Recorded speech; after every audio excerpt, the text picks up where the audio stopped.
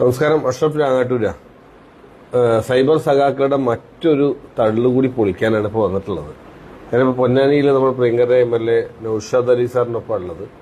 അപ്പോൾ മുഖ്യമന്ത്രിയുടെ സെക്രട്ടറി ആയിട്ട് രത്തൻ കേൽക്കർ നിയമിച്ചു. അത് ഭയങ്കരമായിട്ടുള്ള ഒരു എന്താ പറയുക, ഇലക്ഷൻ അട്ടിമറിച്ച് UDF ജയിപ്പിക്കാൻ വേണ്ടി സഹായിച്ചതുകൊണ്ടാണ് അയാൾ BJP ലൈനിലുള്ള ആളാണെന്നുള്ളൊരു പ്രചരണമുണ്ട്. സത്യത്തിൽ എന്തിനാണ് അദ്ദേഹത്തെ നിയമിച്ചതെന്നുള്ളതിന്റെ ഫാക്ട് നമ്മുടെ പ്രിയപ്പെട്ട MLA നിങ്ങളോട് പറയും. എന്താണ് സത്യത്തിന്റെ ഫാക്ട്? കേരളത്തിന്റെ ഖജനാവ് കാലിയായി കിടക്കുകയാണെന്നുള്ള കാര്യത്തിൽ CPM-മാർക്ക് പോലും സംശയമില്ലല്ലോ. കാരണം അവർ തന്നെ അധികാരത്തിലിരിക്കുമ്പോൾ അത് നിരന്തരം പറഞ്ഞിരുന്നതാണ്. അപ്പോൾ അവിടെ ഇനി വരുമാനം വർദ്ധിപ്പിക്കുക എന്നല്ലാത്ത വേറൊരു വഴിയുമില്ല. അപ്പോൾ അതിന് പറ്റുന്നൊരു ടീമിനെ ഉണ്ടാക്കുക. അപ്പോൾ അതിന് മുന്നോടിയായിട്ട് ഇപ്പോൾ ധവളപത്രം ഇറക്കാനുള്ള നടപടികൾ പുരോഗമിക്കുകയാണ്. അത് വരുന്നുണ്ട്. അപ്പം ധനകാര്യ വകുപ്പ് സെക്രട്ടറി അടക്കമുള്ള ഉദ്യോഗസ്ഥരൊക്കെ തീവ്രയത്ന പരിപാടിയിലാണ് വരുമാന വർധനവിനുള്ള ഉപായങ്ങൾ ഉണ്ടാക്കുന്നതിനെ സംബന്ധിച്ച്. ധവളപത്രം ഇറക്കുമ്പോൾ ജനങ്ങൾക്കൊരു സാമ്പത്തിക സ്ഥിതിയെക്കുറിച്ചുള്ള കൃത്യമായൊരു അവബോധം ഉണ്ടാവും. അപ്പോഴാണ് ഈ രത്തൻ ഖേൽക്കറിന്റെ ഒരു വരവ്. രത്തൻ ഖേൽക്കർ എന്ന് പറഞ്ഞാൽ GST കമ്മീഷണറായിരുന്നു. രത്തൻ ഖേൽക്കർ നികുതി വകുപ്പ് സെക്രട്ടറി ആയിരുന്നു. അപ്പോൾ എത്തരത്തിലാണ് GST ചോർച്ച, നികുതി വകുപ്പ് വളരെ കൃത്യമാക്കേണ്ട സാഹചര്യങ്ങൾ എന്തൊക്കെയെന്നുള്ളതിനെ കുറിച്ച് നിലവിൽ അവൈലബിൾ ആയ ഏറ്റവും മിടുക്കനാണ് രത്തൻ ഖേൽക്കർ. അപ്പോൾ ആ ഒരു പർപ്പസ് മുൻനിർത്തി ആയിരിക്കണം ശ്രീ VD സതീശൻ അദ്ദേഹത്തെ ഓപ്റ്റ് ചെയ്തത് എന്നാണ് ഞാൻ ഊഹിക്കുന്നത്, എന്റെ അനുമാനം. രണ്ടാമതായിട്ട് രത്തൻ കേൽക്കർ കേരളത്തിലൊരു തെരഞ്ഞെടുപ്പ് നടത്തിയത് ഇന്ത്യ മുഴുവൻ മാനിപ്പുലേറ്റഡ് ഇലക്ഷൻ നടക്കുമ്പോൾ ഇവിടെ കൃത്യമായിട്ട് അദ്ദേഹം നടത്തി.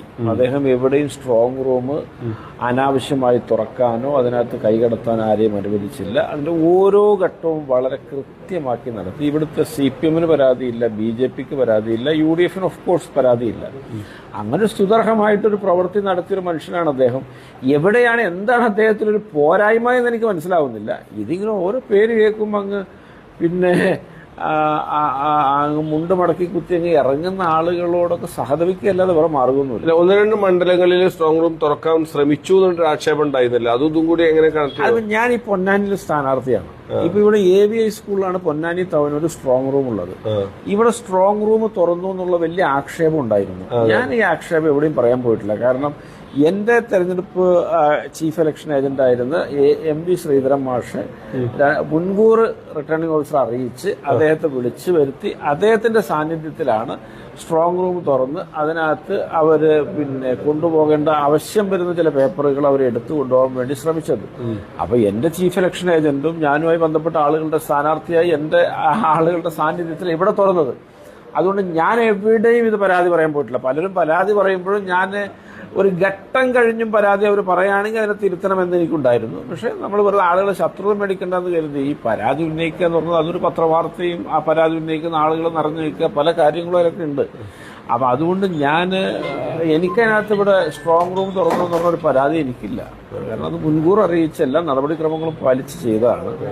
മാത്രമല്ല അങ്ങനെ സ്ട്രോങ് റൂം തുറന്നു എന്ന് പറയുന്ന പേരാമ്പ്രായിരുന്നു ഏറ്റവും വലിയ വിഷയം. അവിടെ തെരഞ്ഞെടുപ്പ് കഴിഞ്ഞപ്പോൾ പിന്നെ അങ്ങനെ ഒരു പരാതിക്ക് തന്നെ അടിസ്ഥാനമില്ല. ഇതും ഇതുപോലത്തെ ഓരോ വാർത്തയാണ് ഒട്ടുമിക്കതും. ആളുകളെ പാനിക്കാക്കുക, എംബരാസ്ഡാക്കുക എന്നതിന്റെ അപ്പുറത്തൊന്നും അതിനൊന്നും. കേരളത്തെ സാമ്പത്തികമായി സജ്ജമാക്കുക എന്നുള്ള ഒരു അജണ്ടയുടെ ഭാഗമായിട്ട് തന്നെയാണ് സാമ്പത്തിക വിദഗ്ധനായിട്ടുള്ള രത്തൻ കേൽക്കർ നിയമിച്ചു തന്നെയാണ്. അല്ല, ഞാൻ ഇത് പറയുമ്പോൾ ഒരു കാര്യം കൂടി എനിക്ക് കൂട്ടിച്ചേർക്കാനുണ്ട്.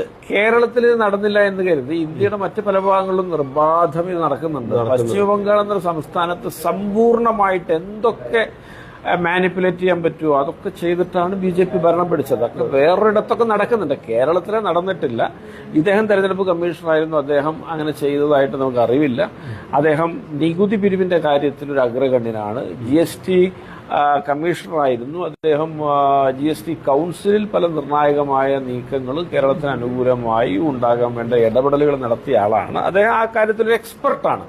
അങ്ങനെ ഒരാളെ കൂടെ നിർത്തുക എന്നത് അതെന്റെ അഭിപ്രായത്തിൽ മുഖ്യമന്ത്രിക്ക് അത്യാവശ്യമായിട്ട് വേണ്ടൊരു കാര്യമാണെന്നാണ് എന്റെ അഭിപ്രായം.